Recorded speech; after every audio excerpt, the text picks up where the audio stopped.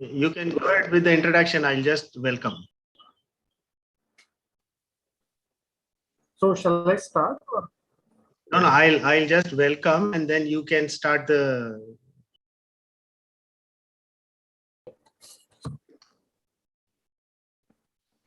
So, good evening, everybody, and we are here with an exceptional master in photography, and we're just eager to listen to him. And I request Mr. Ashros to just introduce our guest speaker today, and we'll proceed with his talk and see his exceptional pictures. Thank you, sir. Good evening, everyone. For the first conversation with the masters for 2022. Today, we are glad and very honored to have Mr. Radhakrishnan sir with us. He is a Pune-based commercial photographer, and he has worked with so many companies and so many celebrities, such as Sachin Tendulkar, Rahul Dravid. Oh my God, lot of sports personalities and a lot of actors and actresses, Shahid Kapoor and Urmila Matondkar, and there's a whole list. And as commercial photographer, he has worked with Taj Hotels, Radisson Blu, HSBC Bank, Dhanalakshmi Bank, and Cadbury. I still remember that shot of Mr. Amitabh Bachchan with the Cadbury. So that picture was taken by Radhakrishnan sir. Apart from his commercial work, he has started an excellent YouTube channel called Pixel Village, which is to talk and share the knowledge of photography with young people, and he does it in an excellent and simple way so that everybody understands it. He does tech reviews, he does teaching on different aspects of photography, and myself, and I'm sure a lot of viewers must have learned a lot from him through the channel.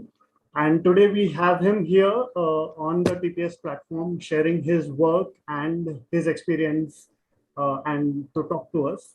So a warm welcome to you, sir. Thank you for coming. I request you to please start with your presentation, and we will take up the questions from our viewers at the end of the session. Hey, thank you very much for those kind words. Thank you, Dr. Saab, for Dr. Saab and Satya Prasad ji and Ashutosh for this invitation. Really, really honored to be here. First thing, let me make a small correction.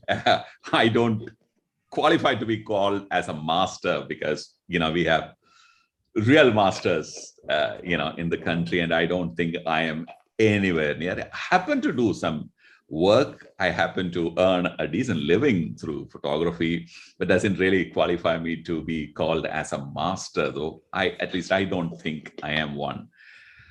Well, my name is Radhakrishnan. I'm originally from Kerala, a town called Cochin, Ernakulam. And I mean, in this small, very little time that we have got, my job is to talk a little about how I became a photographer, and also share some of my work, and possibly take some questions from the viewers if there are any.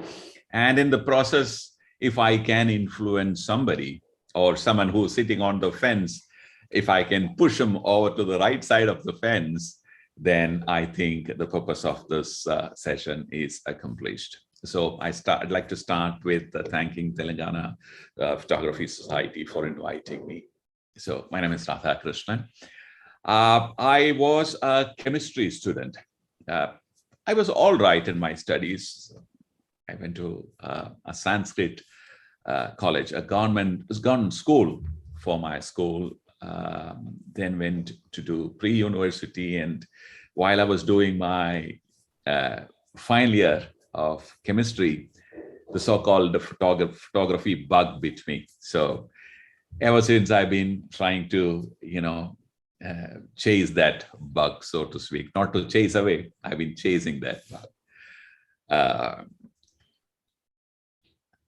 Well, I'm talking about the time, I'm talking about the early 1980s, when during the 80s, I'm sure most of you who are in the panel will identify with me when I say that, agree with me when I say that photography used to be very, very different in those days.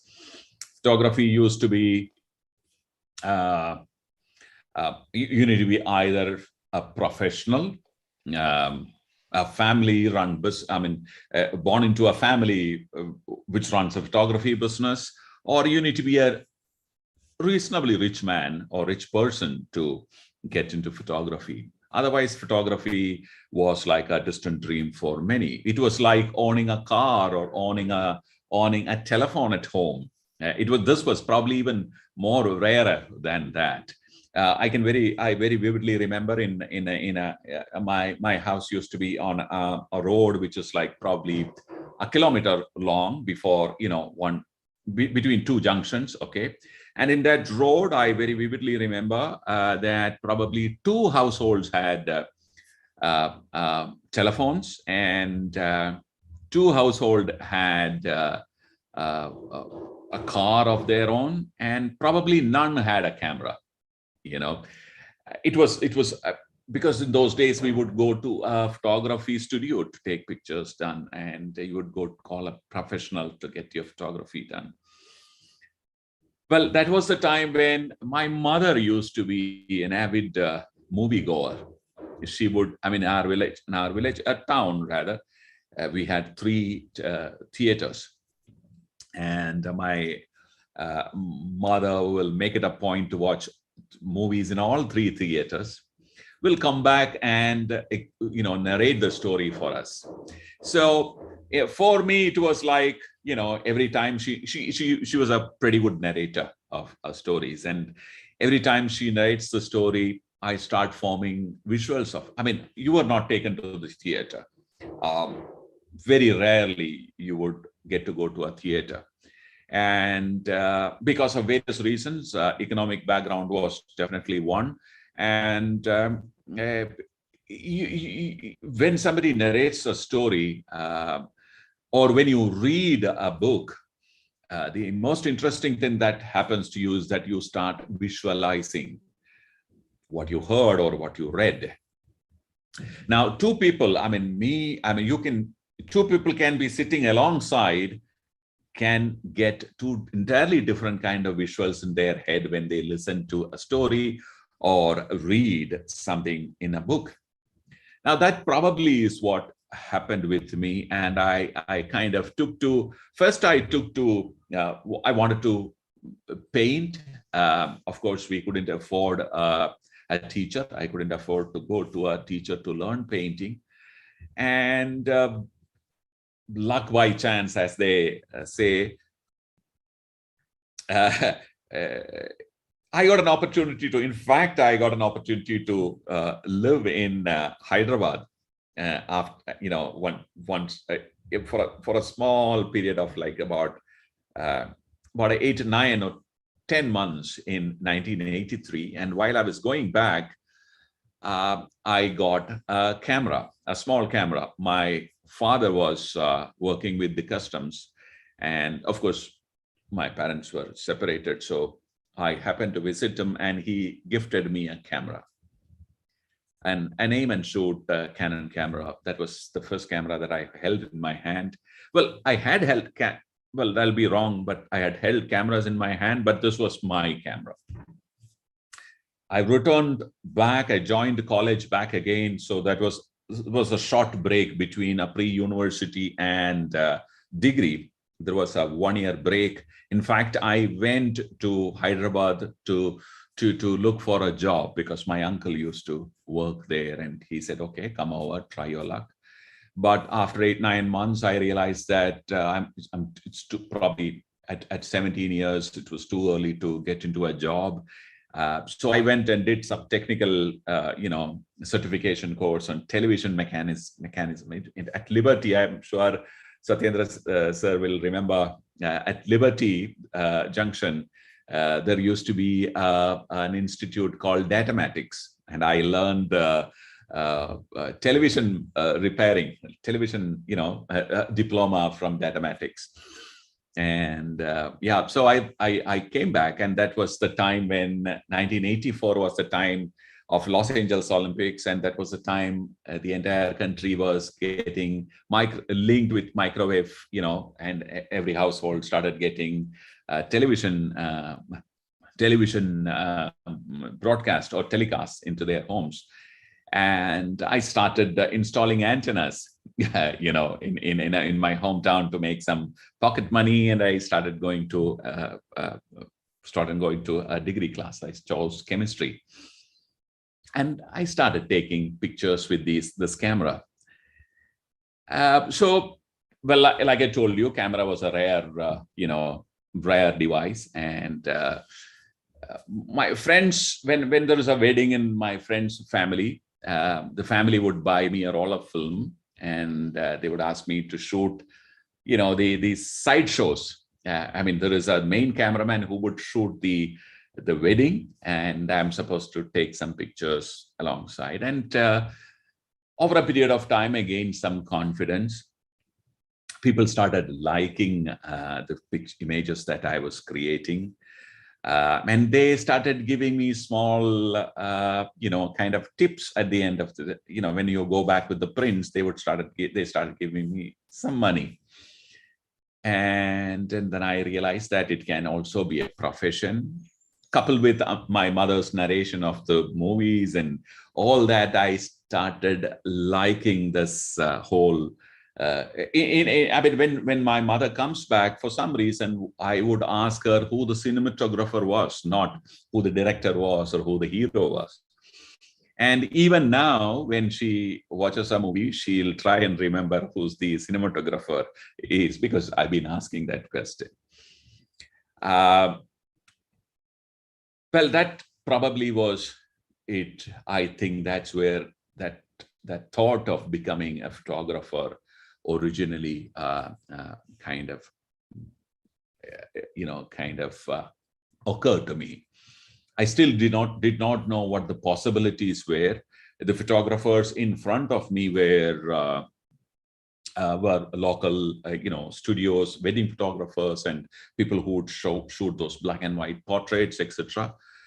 But I was not too sure about career. But I was not really thinking about any career at all in those days, because, you must remember 1984. The only way you would get information is from radio, from let's say partly some television, that too only Doordarshan News. Then you have books and friends, no internet, no any social media stuff. Of course, I don't need to talk about that at all. So, but for some reason, I started visiting, accidentally, I started visiting a bookstore in Cochin, started going through the magazines, and I chanced upon a magazine called GQ, Gentleman's Fashion Quartet. It was an Indian version or Indian imitation, I think, of the original GQ. This was called GFQ. And there were every issue, there would be an article on a photographer, a commercial fashion photographer. And that somehow kind of struck me, the images and their interviews and the whole story really started attracting me. And I would make these frequent visits to those that particular bookstore, and kept on reading about photographers. And I realized that all of them are in Mumbai. And my another uncle of mine fortunately was in Mumbai, and he and his family gave me permission to kind of come and stay with them for a brief while and test my luck with because that was the only way. Working with a professional photographer was probably the only way of becoming a photographer in those days. And forget becoming a photographer. I mean, sorry, I wanted to become a commercial photographer, right? By now, you may have guessed that I wanted to become a commercial photographer.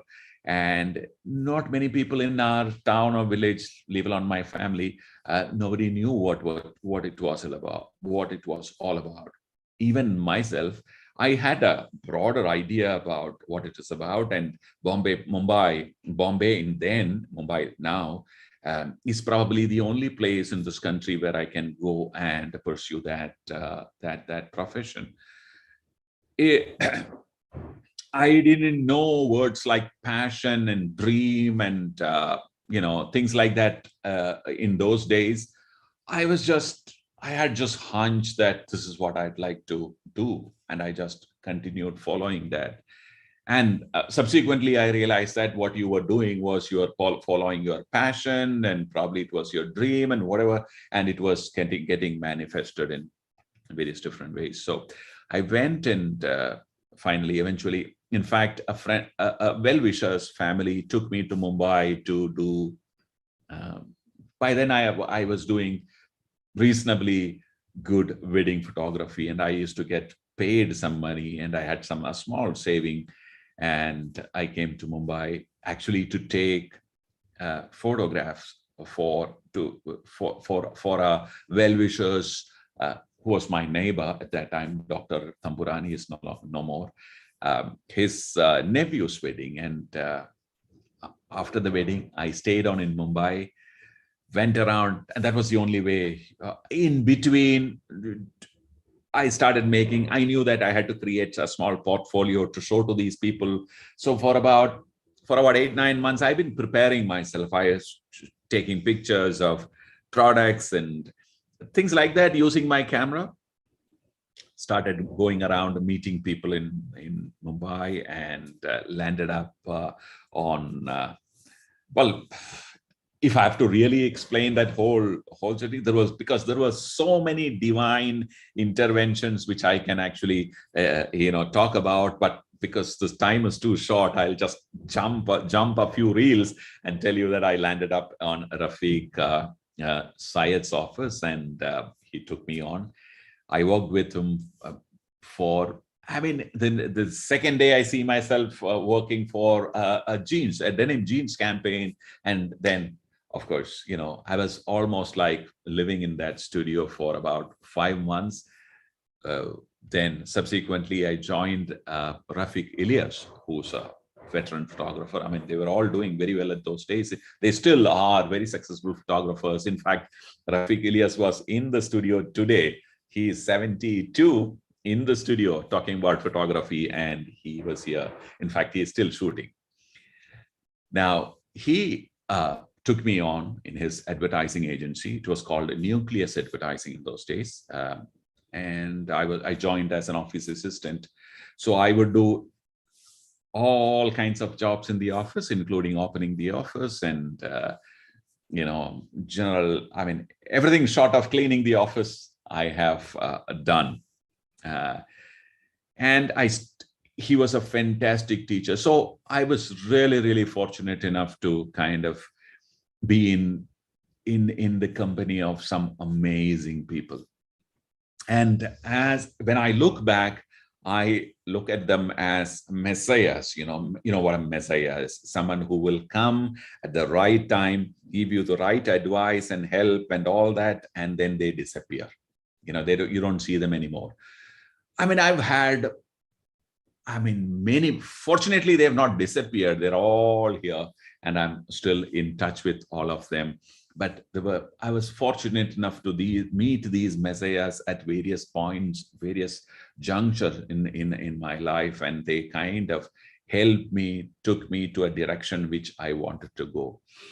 I look at it as pure blessings. And at the end of 1995, I decided to go on my own. Though Rafiq did not entirely appreciate it, he allowed me to kind of go away. The next 5 years, from 1995 to 2000, I couldn't do much. I was just doing everything that is possible except photography. Few photography assignments here and there, but I had merely a hand-to-mouth kind of existence for about 5 whole years. And in 2000, a friend called me out of the blue, and he said, "Look, Radha, there is." He used to be a copywriter with Lintas, which is Law of Now, and he said, "Look, Radha, there is a project. I don't think I can pay you enough, but if you'd like to do it, I can assure you this job." And I went and shot a mother on a Mother's Day for Oberoi Hotels. And I got paid 10,000 rupees, which I was making in, I was not even making that in a whole month, you know. And that actually gave me a courage to kind of say that, okay, there is somebody. And they liked it, and they gave me another assignment. And they said, okay, this time you can charge a full fee. And they started paying me a little more. And well, 2000 is effectively, after 11 years of being in Mumbai, trying to pursue to become a commercial photographer, I started the so-called journey as a commercial. Well, the journey probably actually started in 1982, but as a commercial photographer, I started working in Mumbai. And I continued working till 2017. So that's about 17 years as a commercial photographer. In 2010, I shifted to Mumbai, but continued to work in, shifted to Pune, but I continued to work in Mumbai. But I must say I'm really, really lucky to be doing what I was doing. And I kind of seems to have done decent bit of work. There was decent bit of appreciation, liking and all that. In 2016, somewhere along the way, brands like Nikon, I happened to meet the bossman of Nikon in 2012 in a common in a function, and he somehow liked my face for some reason, and he said, "Okay, would you take classes for us?" So it was a little,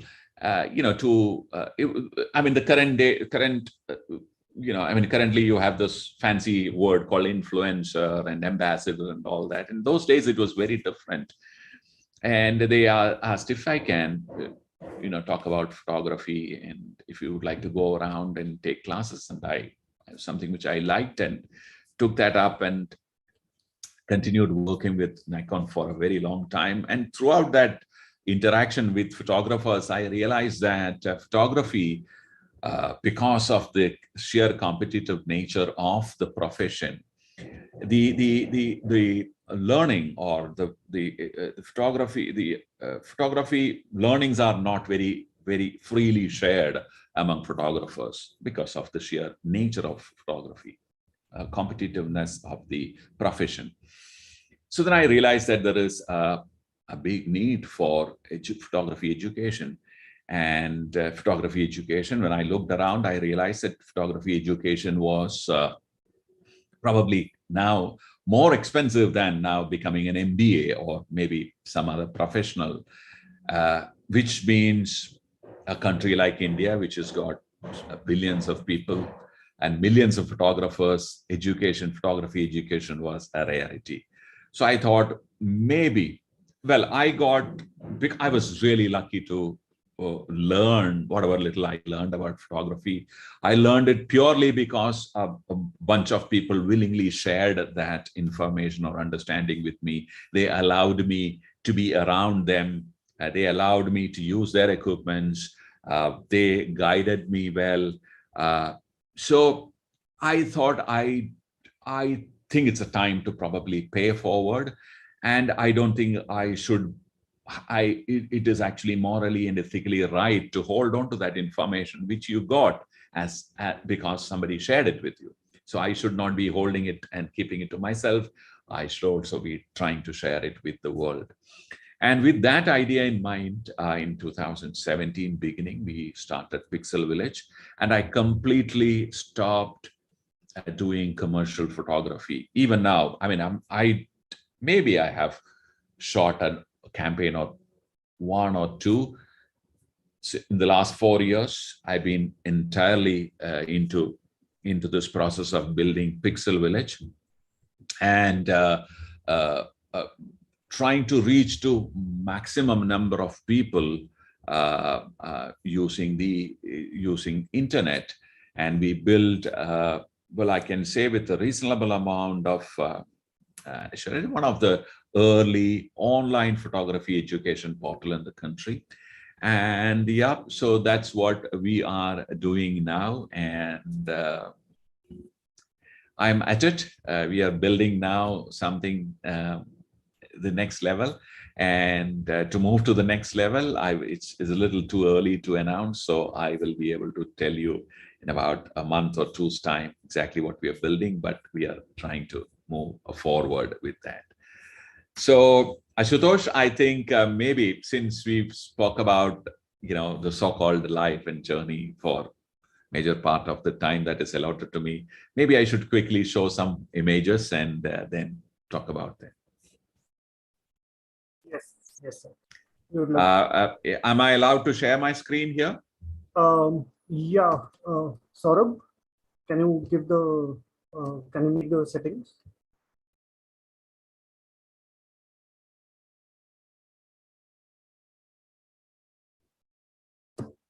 Saurabh will do it. Yeah, I think I can share my screen, but I can't. I can, but I am unable to see my desktop. We'll have to give me 1 second. I may have to sign out and come back because it's asking for some system preference. So will you stay there? I'll quickly go out and come back, okay? If it takes me outside. Mm-hmm. Okay. So it is asking for some preference in Zoom. And how do I do that?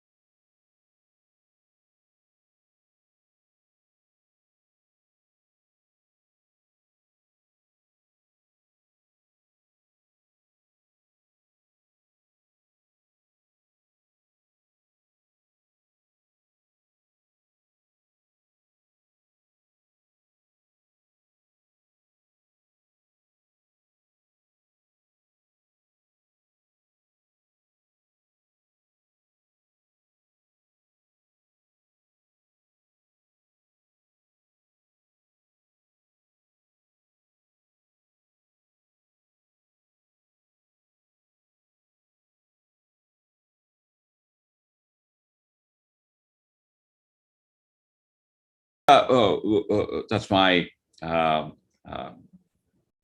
website. And well, see, when somebody hears about commercial photography, the first thing that comes to your head is glamour photography, fashion photography. And though I did that in the initial years, I realized that I'm not very good at it. One, I have problems in communication. These are the things, these are self-assessment, okay? But I realized that I really enjoyed talking to, let's say, families and people, creating a story in an image. So then I tilted more towards doing lifestyle kind of photography. And fortunately, I got lots of opportunities to do, because majority of photographers actually wanted to do fashion photography. And there were very few people were really doing a lifestyle photography. And during the early days, I got into doing a lot of kids wear. I mean, I may have done almost all kids brands in the country, except there's this brand called Ruff, R-U-F-F. I may have done almost everything. I've kept on shooting them till 2010, 11. Then I don't know how many brands are existing now, but yeah, but I have done almost all brands. I also enjoyed shooting people very much, like personalities. Not so much of doing fashion. Because I probably, again, Providence again, in 2013, I landed in a project for a famous brand called Club Mahindra, where I was asked to go around the country and shoot all their holiday resorts and create, the brief was a one-line brief, magic moments of a family holiday. That's all, no references. Of course, there are some grid lines were kept. This is the kind of aspiration level. This is what the kind of mood that some must have. This is the style. Style, of course, we kind of came across that style after a lot of, finalized that style after a lot of deliberations. I kept on shooting that campaign for 4 whole years. And I again consider myself lucky. So these are the images from that particular campaign. Now, here again, they are not real families, they're models, boy, girl, a man, woman, they all come together. They introduce to them each other, look, this is your wife and this is your mother, and this is your husband, these are your children.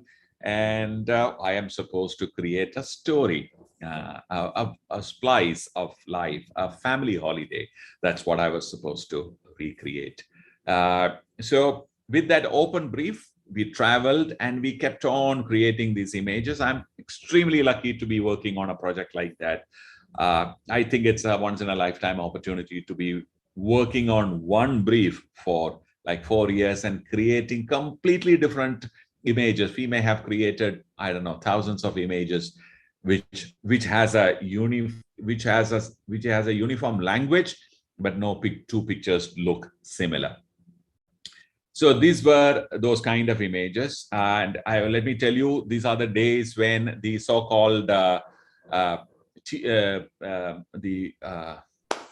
HSS flashes were not yet become popular. So they became popular in 2000, probably later part of 2017 onwards. They became popular. In those days, you need to either have a powerful flash, or a continuous light bright enough to balance the daylight, or you should be working with reflectors and work with daylight. So what we did for this campaign was we would scout the place, really understand the sun position, and then schedule the shoot in such a way that I get my light to create that particular mood.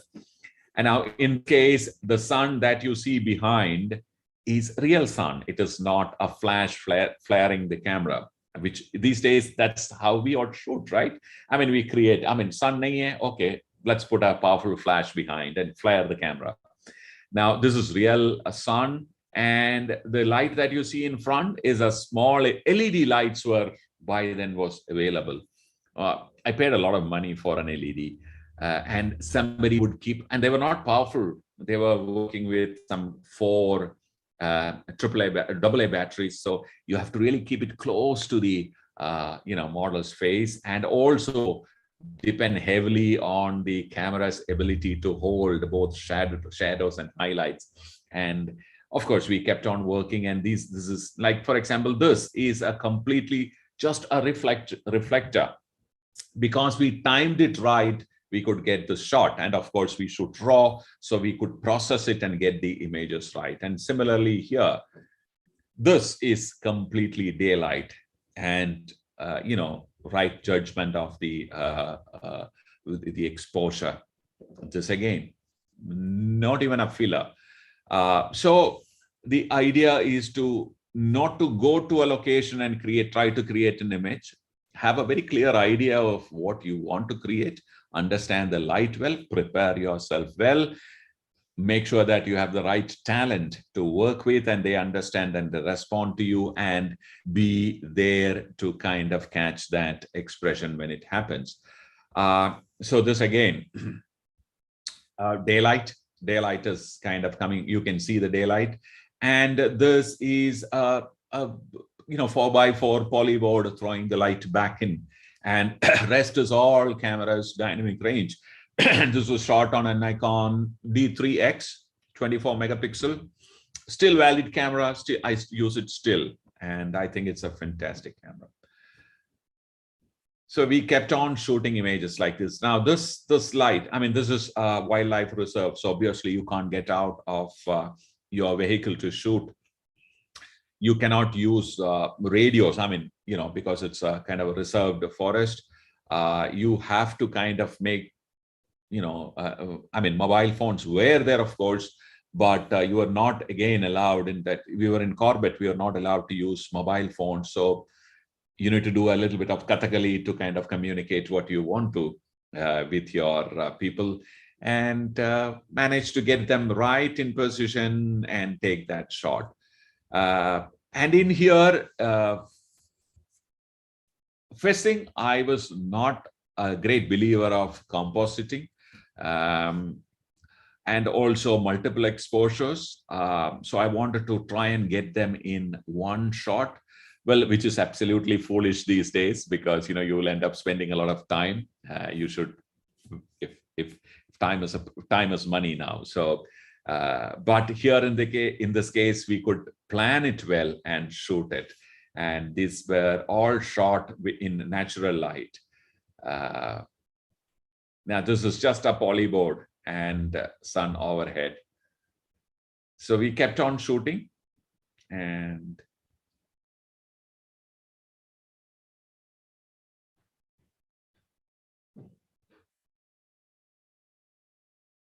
now in advertising, I don't know, maybe I can be wrong, but from the feedback that I got from the art directors is that shooting in wide open apertures were not exactly appreciated in those days. They wanted, a great depth in your image. They wanted all information from, close to till the end of the frame. They wanted all information. They wanted all to be coordinated well and all that. And they thought for a commercial campaign, at least, I mean, like I said, I can be wrong, but the impression that the art director gave me that, yaar, isme depth nahi hai, but after 2 campaigns, he realized that there was a visual language which was evolving out of it. So most of these shots are shots at 2.8 and 1.4s, so that the mood was conveyed properly. So the backgrounds were completely, they were there, of course, but they were like not on your face. So we could kind of, if you look at these images, you could realize that or you will realize that there is slowly a visual language kind of evolving.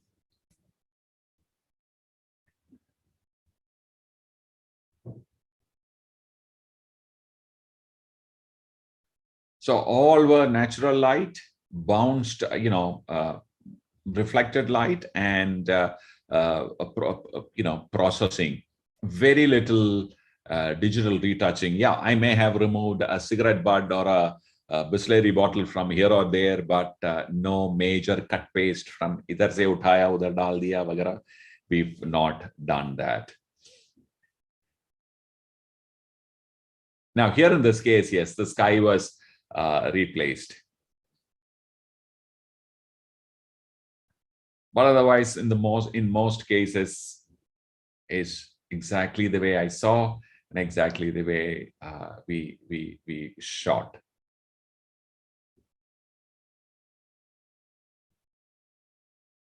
This is actually an afternoon sun.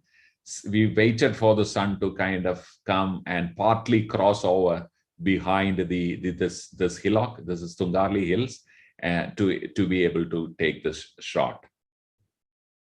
This again behind is a 4 o'clock sun. We waited for this shot to happen. The models are actually sitting on top of my the Pelican cases to strategically kind of place them in front of that sun. Well, now it is actually very easy to take this shot at any time of the day. Put a flash behind, make sure the exposures are right, the flash balance is right, and you get exactly the same kind of shot. So technology has actually created a lot of things really, really easy for you these days.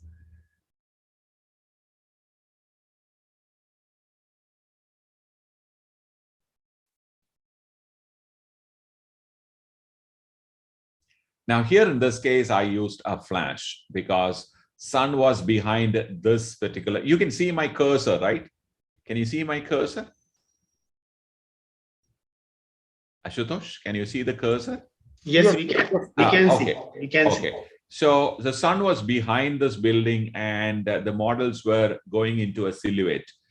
The sun was on the hill in front. So we fortunately had a battery operated flash in those days. It was not very powerful. We put a yellow gel on it and took the shot. And well, at that time, it was like a big achievement for me. Out of the middle of nowhere, we could manage a natural light looking image in 2013 was for me. And I never used to tell agencies that I used a light to get this kind of a daylight sunlight feeling. But now it is actually very, very natural, normal to get an image like this.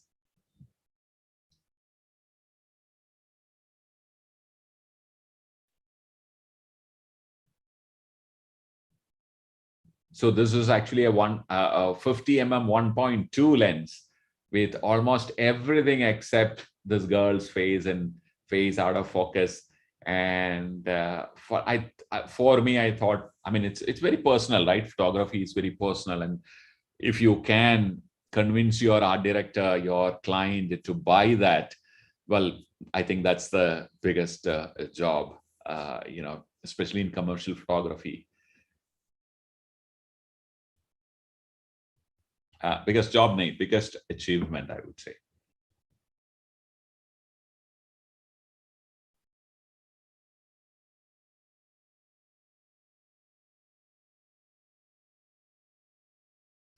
So we kept on shooting images. Here I used a flash. Now this is a flash. I had a 1200, one of those Elinchrom 1200s, and we actually took power connections from the room, put it up on a stand, and created this, this daylight kind of a feel.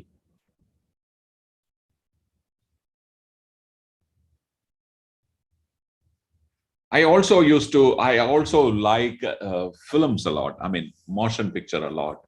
I originally, I still want to be a cinematographer.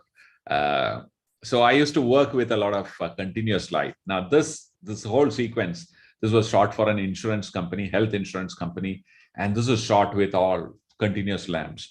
These are HMI lights, and the entire sequence was shot using, continuous lights. So these lights were, they were acting like daylight. There was a fill light and all that. So there was shot like shot exactly how a movie would be shot. So this is not really sun. This is actually a big, big HMI light on his face.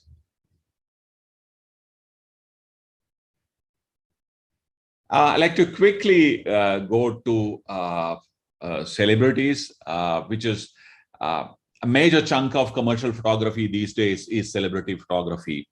The days of creating, 4, 5, 6 ad campaigns are actually gone.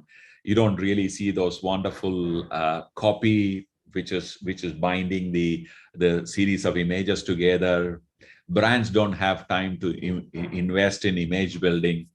They need money in the box, money in the in their kitty the next day. So we see a lot of Amazon, Flipkart kind of catalog-y kind of ads these days. But fortunately, I was fortunate enough to kind of work on these kind of 4 ad, 5 ad kind of 4-page ad kind of scenario in those days.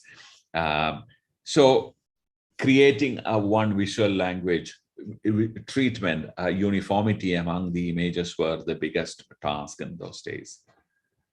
Of course, over a period of time, then you will master that as well. So this was a part of a sari campaign from South. This is the same brand, but a different set of images. So even in the fashion images that I was trying to create, you can actually see a little bit of editorial or a little bit of real kind of light rather than the typical glamour light in the images. The character was coming through more than so-called the glamour. Maybe that was my weakness too. So maybe I couldn't bring out the glamour. So I was aware of it. So I shifted to creating lifestyle images, which I was really enjoying. This is the image that Ashutosh was talking about of Amitabh Bachchan. This was my first digital camera way back in 2001. It was the Phase 1 H20, a 16 megapixel camera with a Hasselblad 503 CW. One of the best digital cameras I've ever used. They don't make those kind of digital cameras anymore. This, of course, was much more recent work.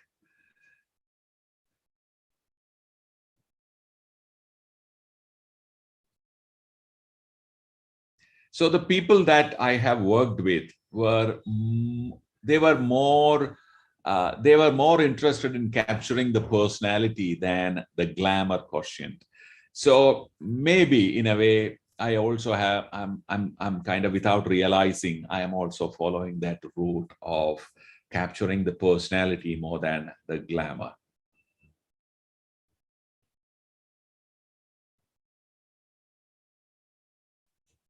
This, of course, was a commercial campaign.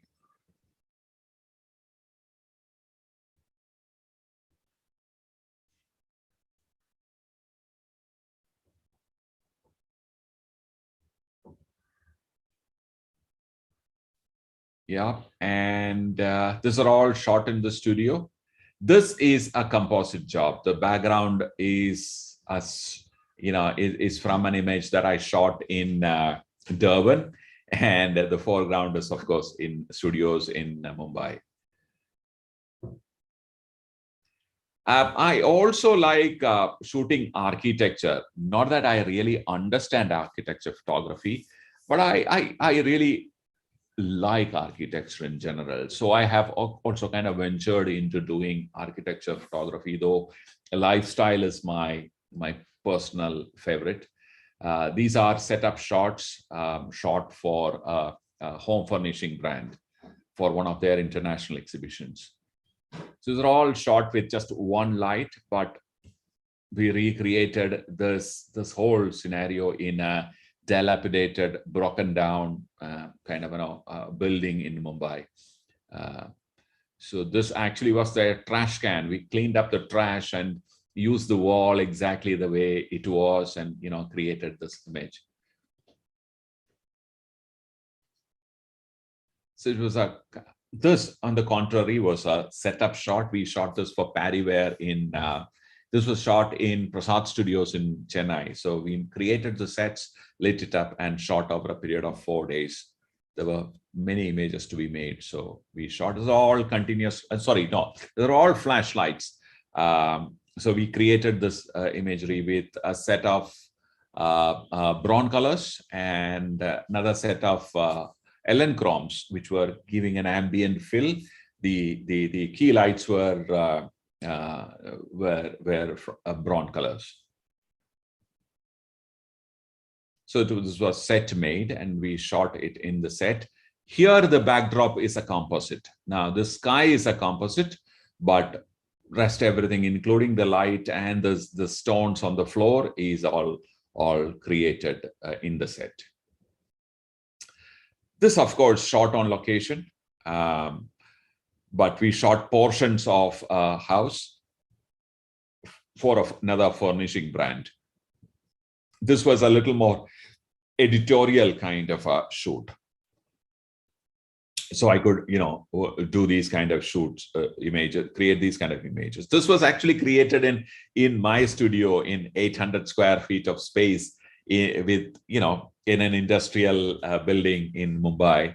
This was one of the early shots that I did with set made inside the studio, inside my small studio, which was like, so effective shooting space was about 800 square feet.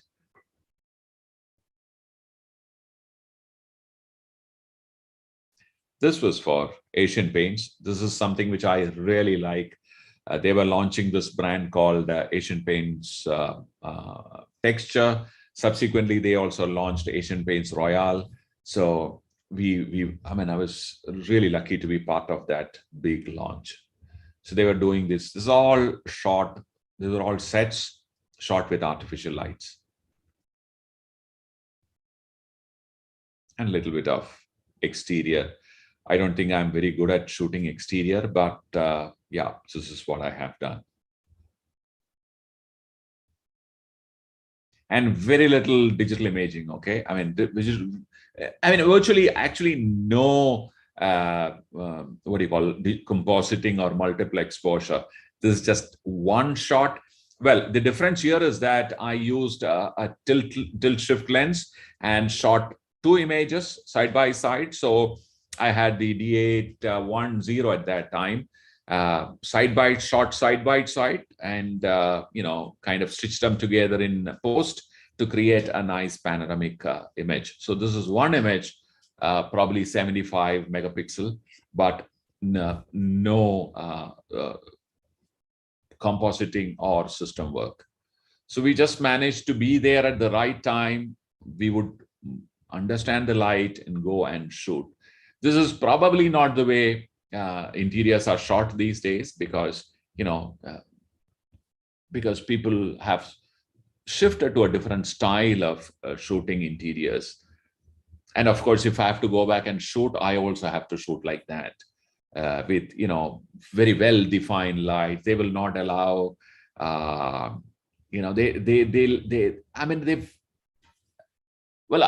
I can say that the images have now started really looking very digital. Everything is like crisp cut up. In real life, they're not like that. So probably my client also never wanted it, so I stayed with it. But I think if I go out and shoot now, I may have to follow that line and create very, crisp, well cleaned kind of an image.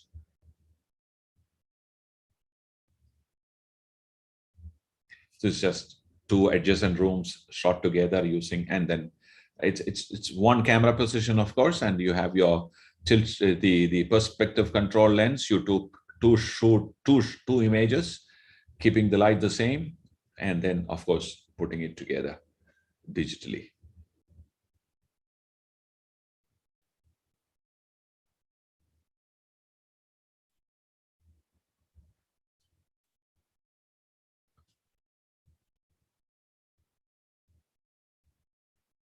And I also like people. very much. Done lots of campaigns for banks, which involved people. I've also started enjoying shooting outdoor on streets, because now we get cameras for reviews. Lots of cameras lend itself to shooting outdoors. On the street, for example, the X Pro 3s and the XE2 and the these kind of Fuji cameras, they actually kind of let you see the image a little differently from, let's say, a mirrorless or a DSLR. But the moment you pick that camera, the whole visual language in your head kind of gets reoriented, and you start seeing the images a little differently. So I started enjoying shooting street, though I'm a long way off from creating a good-looking image, but well, I keep trying it. So these were all shot, in various occasions, candid shots created. This is from the film era. This was shot on transparency.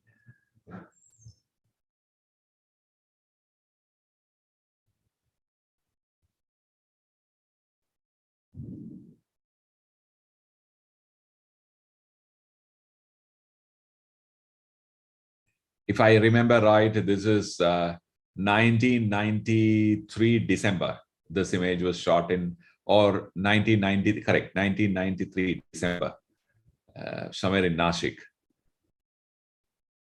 And this is 2018 Japan.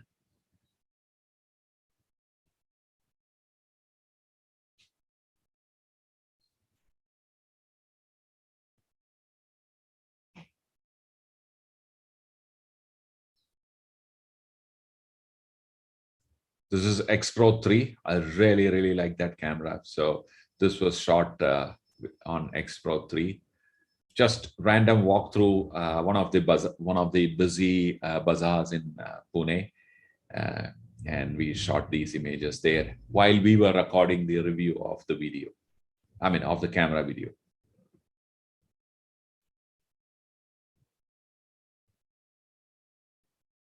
This is the XE2. The most recent, trip to the street.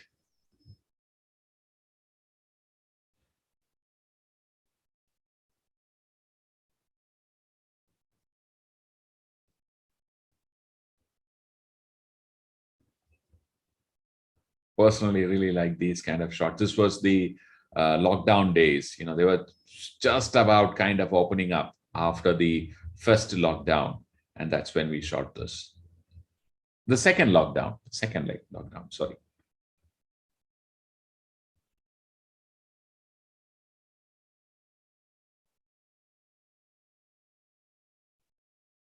Here, it says face mask required. And, of course, there is nobody inside, and these, faceless mannequins. I thought there was something interesting. We believe in God. So basically, this is the kind of work that I've been doing in the last, so many years and months now. I'm currently entirely into building Pixel Village. So I'm not shot professionally, like I was telling you in the beginning, not shot professionally for 4 years. And we are now trying to build, make this online platform a little better, more interactive. I want to add more resources into it and add more languages into it. And that's what we are at it. So that's all what I have to share this evening. Hope it was, I didn't waste your Saturday evening. Thank you very much for this opportunity. Thank you, Dr. Saab. Thank you, Satya Prasad ji, and Ashutosh. Thank you, sir. Thank you, Mr. Radhakrishnan. And that was a very different kind of a talk today. Yes, because see, this genre of photography where you have to go by a dictum and work within the format of another's thinking. Yes. It's a job. It's like writing lyrics on a already established music platform. That's right. So this is quite difficult, and to satisfy some others' Absolutely. is a very difficult genre to work with, because the Absolutely. independence is compromised. Absolutely. So it was interesting to see, how you could wade through it and still excel in it. So that was, Thank you very much. I'm sure it is inspiring to most of the youngsters who would like to get into that sort of commercial activity. Well, if it has helped anyone, I'll be really, really happy. I'd like to definitely tell you, anybody who wants to get into a commercial photography kind of a scenario, you must remember that you are, if I have to, the closest example that I can give you is that you are a mercenary, or you're somebody you're a contract killer. Okay, that's what you are. You're paid to do a job, and your client has shown you the man, and you're supposed to shoot only that man, not the man next to it. The efficiency of hitting your target, the rate in which you hit the target every time, depends how successful you are as a photographer. At that time, you have to keep your emotions aside and do your job. Of course, you will have your own way of doing that particular job. But if, like Dr. Saab just said, your job is to bring somebody else's vision into reality. Now, how comfortable are you in doing that? Because you are also, in a way, a creative person. You have your own beliefs. You have your own visuals playing in your head. It is how effortlessly you kind of bring both in tandem and bring in in alignment and create a job without the least amount of friction, and that decides the success of you as an individual photographer and also as a creator.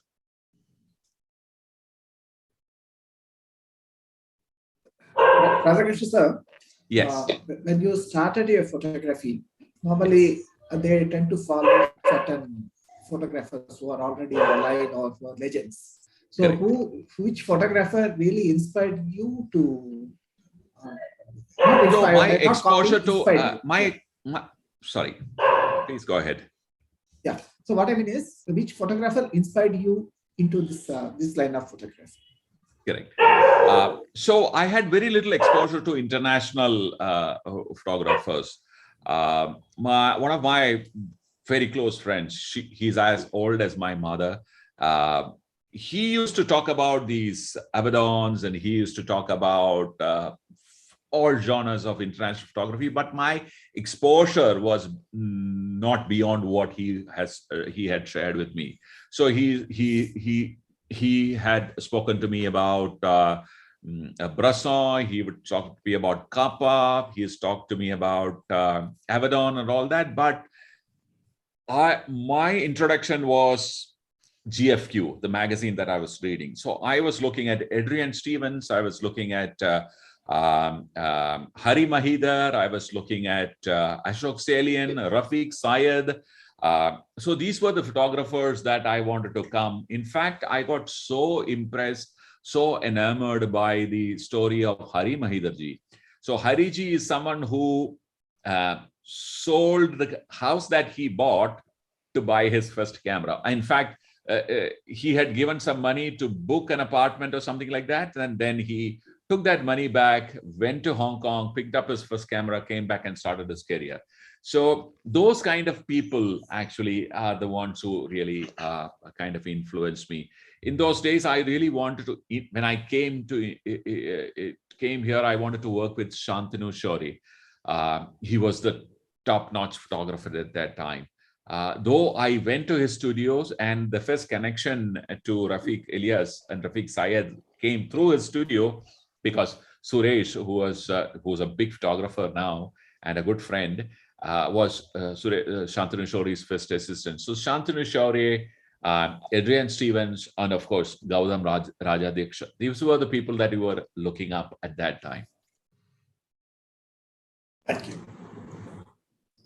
So now so many photographers trying to make a mark in the fashion photography or this thing. Being in Mumbai is an advantage, or wherever they base, or they can start fashion photography. Because I see a lot of youngsters wants to make a mark. Their first thing is they shifting to Mumbai. Is it the right thing, or they should stay wherever they are, like Hyderabad, or Bangalore, or Chennai, or develop their portfolio and get into the business? Correct. Now, when I started out, that was the reality. You have to be in Mumbai, and you have to be in the middle of action to do definitely commercial photography. To some extent, Delhi, and to some extent, Bangalore also was very active in advertising. But major chunk of work, the plum jobs were in Mumbai. So it was important not only to be in Mumbai, also to have, let's say, so I mean, there were three questions. Do you have a large format? I'm sure anyone who is of, let's say, my age and has done, say, 10, 20 years of photography will definitely, agree with me. I mean, the first question the art director would ask you is that, do you have a large format camera? Now, maybe the project may be demanding only a small format, but do you have a large format? Do you have a studio? What equipments are you using? These were the primary questions.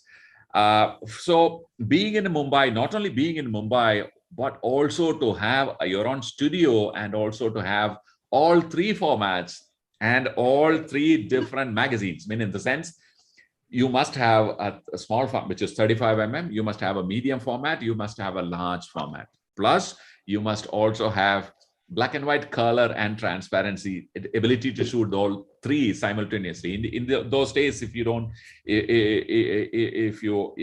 for those who don't know, we have to shoot one image thrice, which means a campaign 3 times, because I need to first shoot a black and white. Then once I know that I've got the shot, I need to replicate that shot in negative and also in transparency, so those were the days. Now the amount of, now the amount of technological advancement that has happened, correct? You don't need to do any of those. The proximity also has become equally relevant these days. Bombay still is the mecca of advertising, but you can be anywhere in the country. See, why do you need to be in Mumbai? Because in those days, for the art director wanted to see your work. You had to actually physically carry your portfolio and kind of show your work. When a new art director comes into your favorite agency, well, you have to go and meet him or meet her and show your work and familiarize her or him with your work.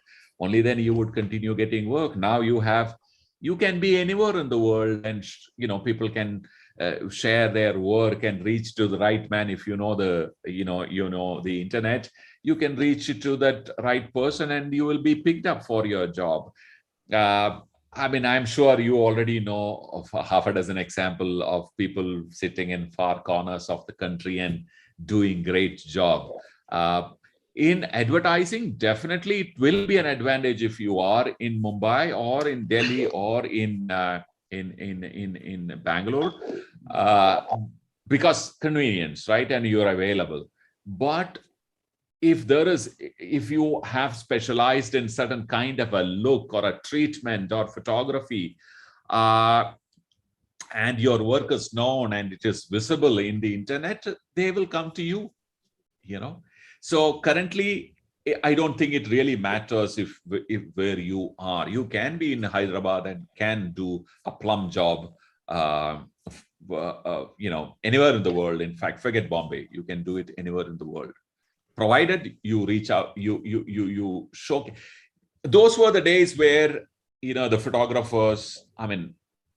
I can be picked up for this kind of a remark, but photographers used to have a great pride of, I did this, I did that kind of a feel. Now, and they seldom would go out and try to sell themselves, because, they are established. People go to them for their work. But now, if you are a photographer, shouting out about your talent from the rooftop has also become equally important. If you are not, then, well, you will be ignored. Thank you. That's so true. And it's like explains why Coca-Cola still advertises. Available Absolutely. everywhere, and everywhere people drink, but still it needs to. Absolutely. Out of sight, out of mind. I think that is the reason why a lot of photographers also make reels and Absolutely. put up a lot of stuff on Instagram, because Absolutely. people, they forget Absolutely. they cannot see. Yeah. And also, you must also remember that the lifespan of any creative person, even photographers, have really shortened.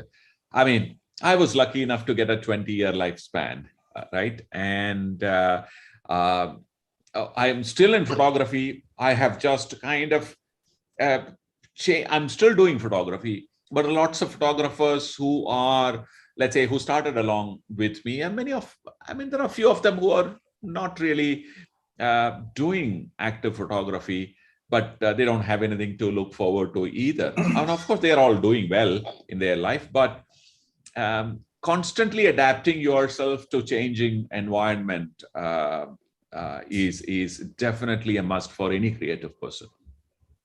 And you have done your own projects for your own satisfaction. Apart from commercial works, there must be a lot of projects what you have done just to satisfy yourself. Have you done any like that projects? Yes.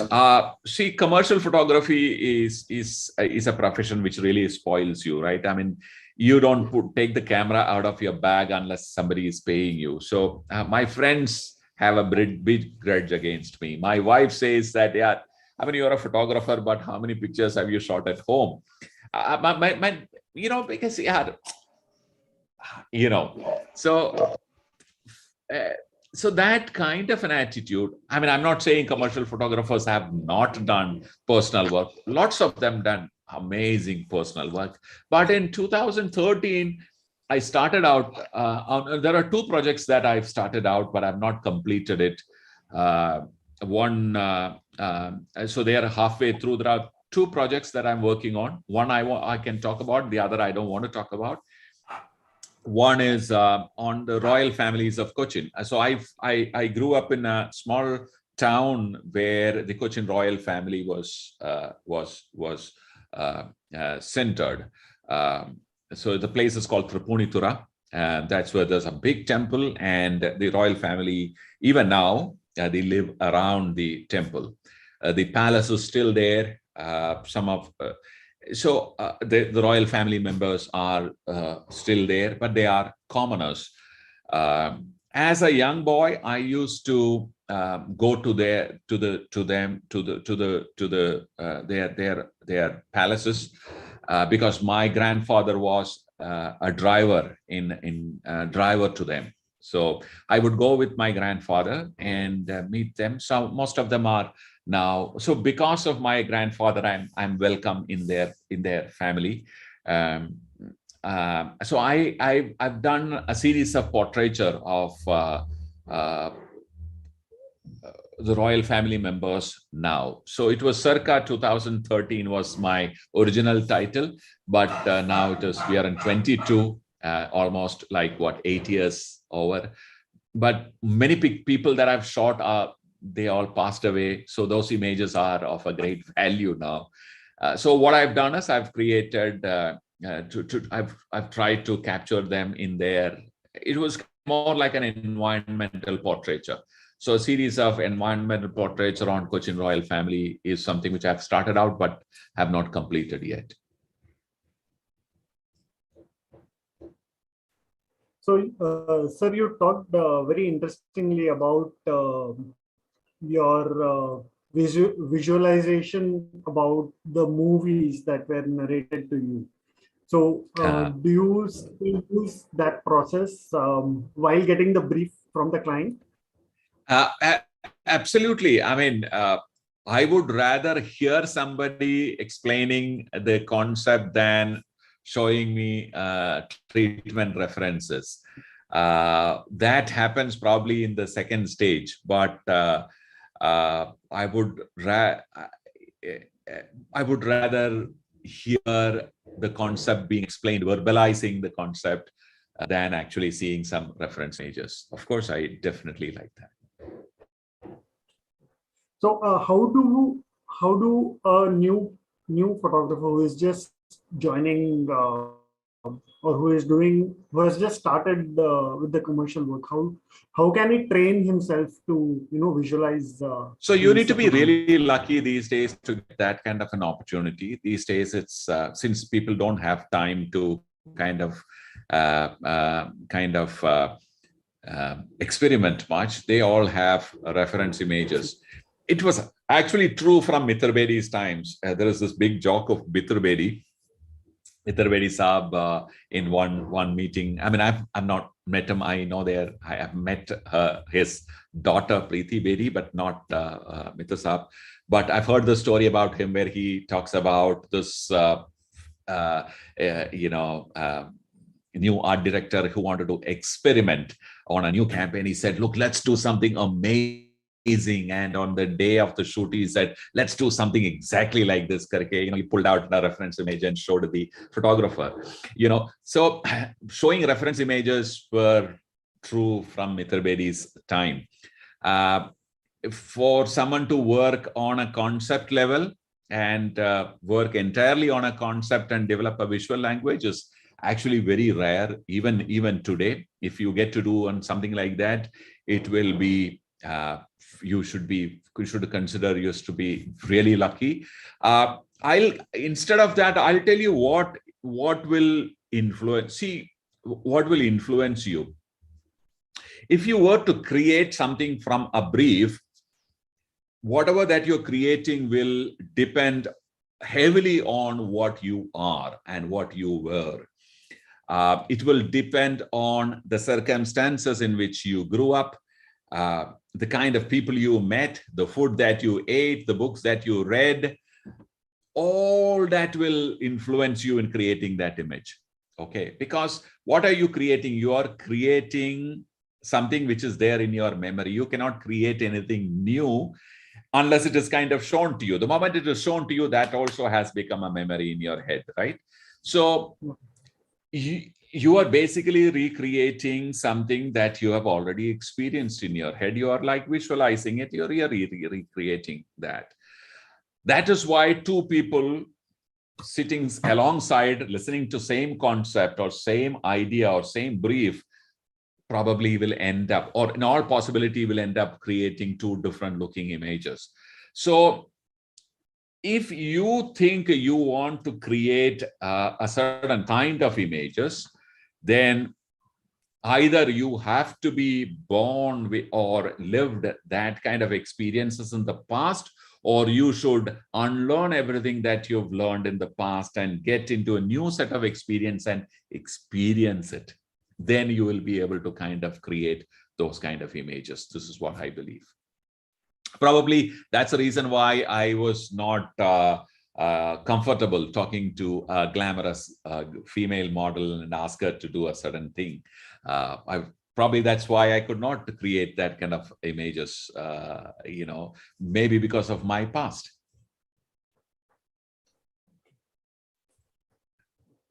Yeah, thank you so much for that. I think a lot of reading and listening. Absolutely. There is nothing, even in today's time, I will encourage you to read than watch YouTube. Yeah. Because there is a process called reading between the lines. Okay, that again, of course, will have a lot of bearing to your past, but there's no substitute to reading. You must read, because only then some gray cells in your unused, cells in your brain will start working, and it'll kind of start triggering, certain sparks, and you start creating fresh new images. If you are watching something, the danger is that you're watching something which is already created. So then you start getting conditioned by it.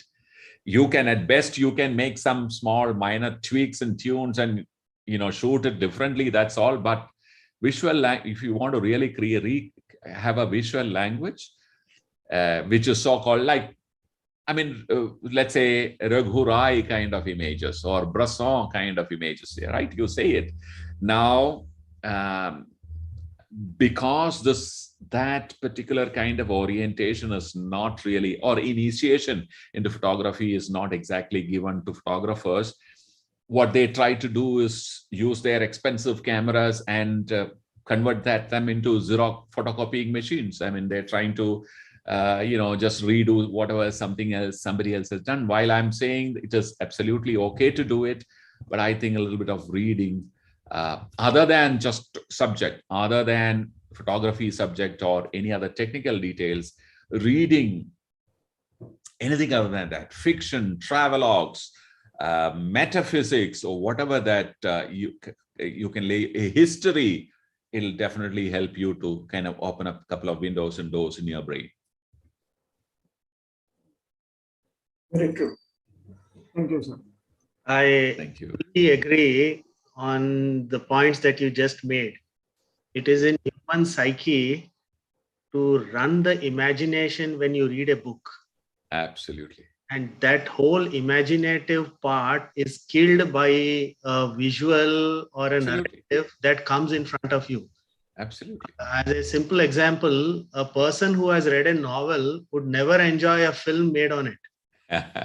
Yeah. Because as you just said, when they read something, they will visualize it with their past experiences. Absolutely. So someone who has made a film has made it from his experiences. Absolutely. They cannot relate it. So that's why it's very important that photography should remain an art. Yeah. And it should come from your own experience and head. And a picture will tell what sort of a person a photographer is. So that emotion has to come into the picture. So that is how you can recognize styles. Absolutely. If you see a picture and say this is Raghurai's picture, you can understand his style, his psyche, his thinking. Absolutely. He has a signature on it. Absolutely.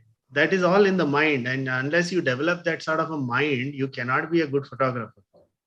See, in the past history, the art and the artistry, the paintings came before photography. Yes, true. The first pictures that people started taking were exactly like the paintings which they saw. Yeah. Then they took portraits. The lighting was the same as the Vinci or somebody would paint a portrait. Rembrandt. Lighting used to be Rembrandt. Yeah.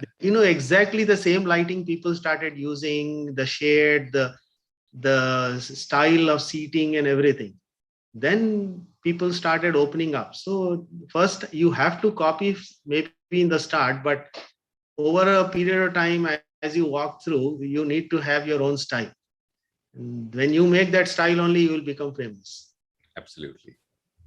But unfortunately, because of this excessive pressure put in by the social media and your immediate need that of getting, your need to get immediate likes and followers, you tend to follow a tips and tricks kind of a route to get there.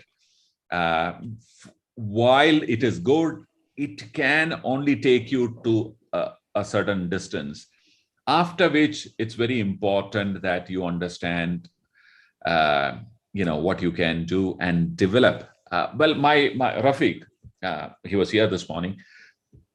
He used to say is that, look, unlearning is equally or more important than learning. So you need to actually consciously unlearn a few things to learn new things. And it is, like he said, it's actually equal or more important than learning. Yeah, that's true. And it's very difficult also. Yeah, because you don't know. See, you know that you are not getting there. You know that, why am I not able? It's you preventing from doing what you want to do. So all you have to do is to just, you're consciously unlearn a few things, severe few, ties that you've, yeah, you need to free yourself. I mean, if you have to speak a little more, in a that has to be way. done in a lot of humility and let go of your ego. That's the right word. Yeah. So, but exactly. So there's nothing.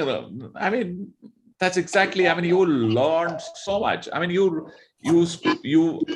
So I really like to listen to interviews of great masters, and then you realize that why they are doing what they are doing. I just recently happened to, it's not yet released, a film done on what 10-12 Indian cinematographers.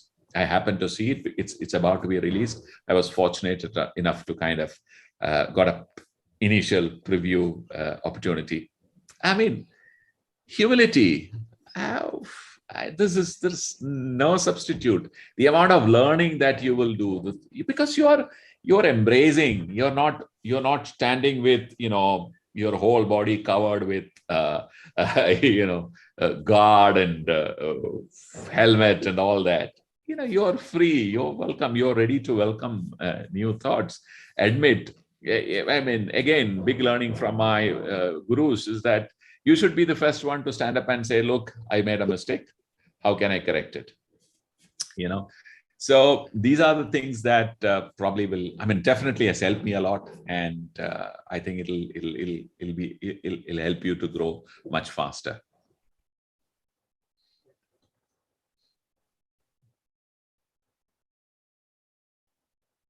Very true, sir. Absolutely.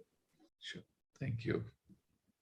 So do you have any plans for your cinematography journey, sir? Oh, yes, of course. But because I'm a little too old to go and probably, I mean, I am trying to find time from Pixel Village away. I definitely want to go and sit I've spoken to people are now, they're fine to welcome you onto set. I don't think they'll allow you to go and lift lights and, be a assistant in that sense. But few people have welcomed me in their set. So I definitely would like to go there and sit there and study, and if possible, do something.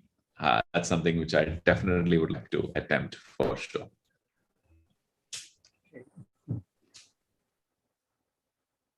Okay, I think we are on time.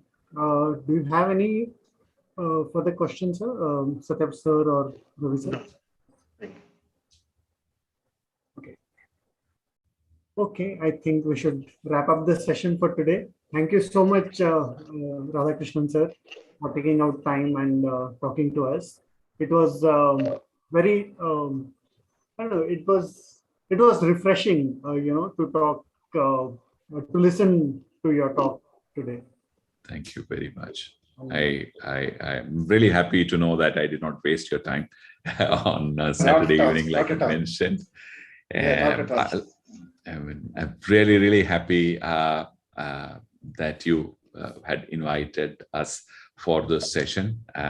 So thank you, Telangana Photographic Society. Hope to kind of meet you people very soon.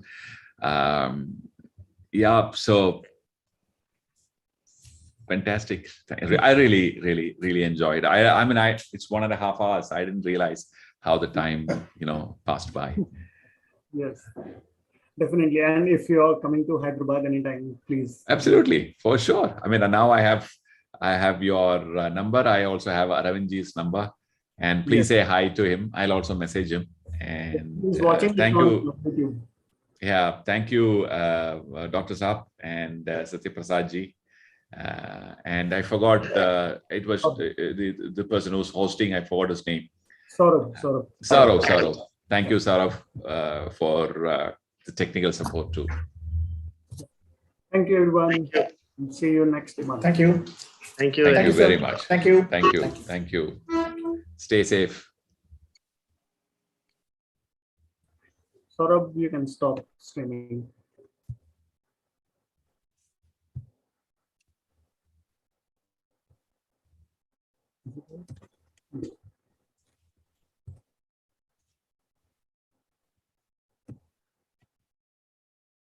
Okay. Okay, so we are still like the stream goes on for some time. So Perfect. All right. So we're done now. Ashutosh, we can leave. yes, sir, yes. All right. Thank you very much, Ashutosh. Thank you so much. Thank you. Bye-bye. Bye-bye.